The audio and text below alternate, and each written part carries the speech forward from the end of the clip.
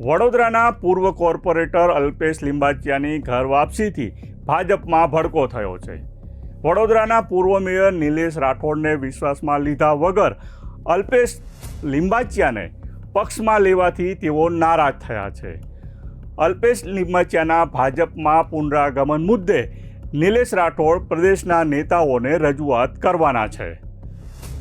અલ્પેશ લિંબાચિયાને ફરીથી ચૂંટણી લડાવાય તો માજલપુર વિધાનસભા મત વિસ્તારમાં બળવો થવાની પૂરેપૂરી શક્યતા છે.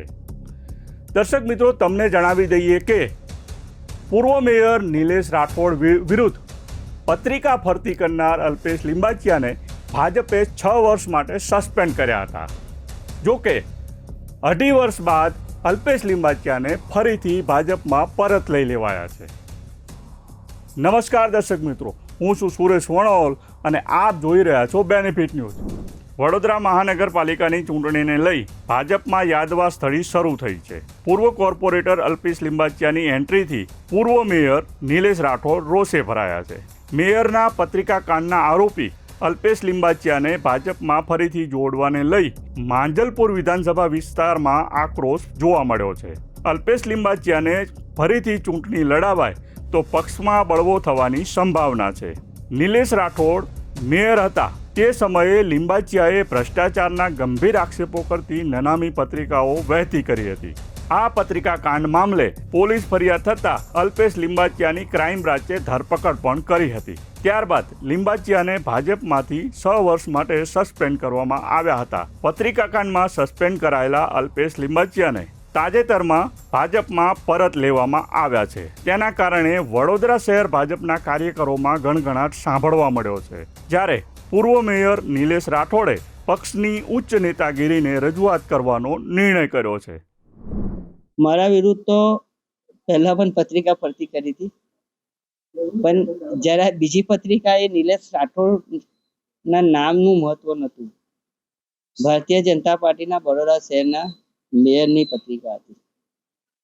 એટલે એની તપાસ થઈ, દૂધનું દૂધ ને પાણી પાણી થઈ ગયું છે. એમને 6 વર્ષ માટે સસ્પેન્ડ કરવામાં આવ્યા હતા અને પાર્ટીનું ડિસિઝન છે. પાર્ટી 2.5 વર્ષમાં લઈ લીધા પાછા. પાર્ટીએ જે ડિસિઝન લીધું હશે પાર્ટીનો વિષય છે અને અમારી સાથે સંકલન, એટલે અમને આ વાતની જાણ થોડી અમને એવી હિન્ટ મળી ત્યારે અમે અમારો વિરોધ અમારા શહેરના અધ્યક્ષને ચોક્કસપણે નોંધાયો હતો અને કીધેલું હતું કે જો આ તમે જે ડિસિઝન માટે આગળ વધી રહ્યા છો એમાં મને મારો પક્ષ પણ જેવી જગ્યાએથી એવું નક્કી કરવામાં આવે કે ભાઈ આ વ્યક્તિને લેવાની છે તો ત્યાં મને મારો પક્ષ મૂકવાનો મોકો આપજો. નહીં આપ્યો પાર્ટીએ મૂકો. શહેરના અધ્યક્ષ સાથે મારે વાત થઈ. મેં સામેથી કહેવા ગયો હતો, મને તો પૂછવામાં જ નથી આવ્યું.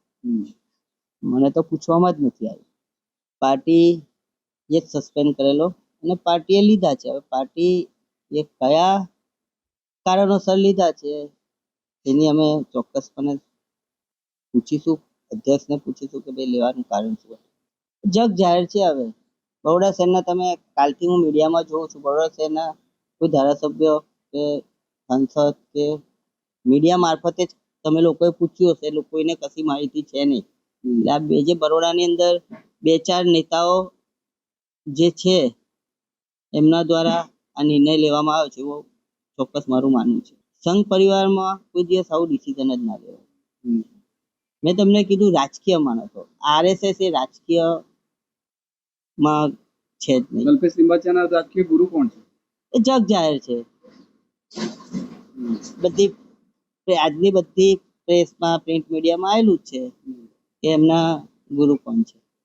આવી ચર્ચા બધી જગ્યાએ ચાલુ છે. ઘણા બધાના, તમે જે પ્રમાણે મને પ્રશ્ન કર્યો એવા ઘણા બધા લોકોના ફોન આવ્યા કે તમે જે પ્રશ્ન કર્યો એ સેમ કે ભાઈ આવું થયા પછી એક મેસેજ એવો જશે કે ભાઈ આપણે ગમે તે કરીશું, પાર્ટી આપણને સ્વીકાર લેશે. એવો મેસેજ કાર્યકર્તામાં 100% ગયો છે. તો તમારી નારાજગી છે? મારી નારાજગી તો હોય ને ભાઈ, એમાં તો ઓપ્શન નથી. નારાજગી છે, પાર્ટી વિરુદ્ધ નારાજગી નથી, વ્યક્તિ વિરુદ્ધ નારાજગી છે. જે લોકોએ લીધા છે અલ્પેશ લિંબાચિયાને, જે લોકોએ લીધા છે અને જે વ્યક્તિ છે. અલ્પેશ લિંબાચિયાને લઈને ટિકિટ આપવાની પણ વાત છે. પાર્ટી નક્કી કરશે ને, એમાં મારો તો રોલ જ નહીં આવતો. પાર્ટી જે નક્કી કરે. જનતાએ શું જોવાનું છે હવે આવા લોકોને વોટ આપવા? એ તો જો એક વસ્તુ એવી ક્લિયર છે કે આટલું બધું થઈ ગયું, બરોડાના પ્રથમ નાગરિકને આ રીતે બદનામ કરવા માટેનું જે ષડયંત્ર રચાયું, કોઈ વિરોધ પક્ષ નહીં કે કોઈ બીજા પક્ષના નહીં, પોતે રૂલિંગ પાર્ટીના લીડર કોર્પોરેશન. દુનિયાએ જોયું કે કેટલી નેગેટિવ માણસ છે, કેટલો મનમાં પાપ છે, અને એ બહાર આવી ગયું. હવે જનતા નક્કી કરશે કે આ વ્યક્તિને વોટ આપવા નહીં આપવા, એ જનતાનો વિષય છે. પાર્ટીએ તો લિંબાચિયાને માફ કરી દીધા, નિલેશ રાઠોડ માફ કરશે? એ તો આજીવન નથી, કારણ કે એક વખત નહીં, ઘણી બધી વખત પીઠ પર ખંજરાયા, પણ ખબર જ નથી કે મારનાર કોણ છે.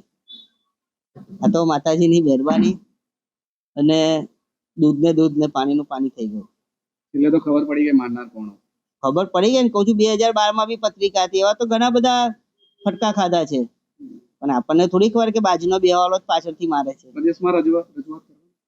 પ્રદેશમાં પૂછવામાં આવશે તો રજૂઆત કરીશું.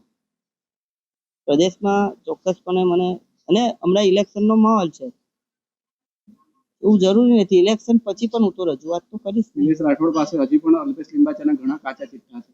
છે ને, બધું બહુ છે.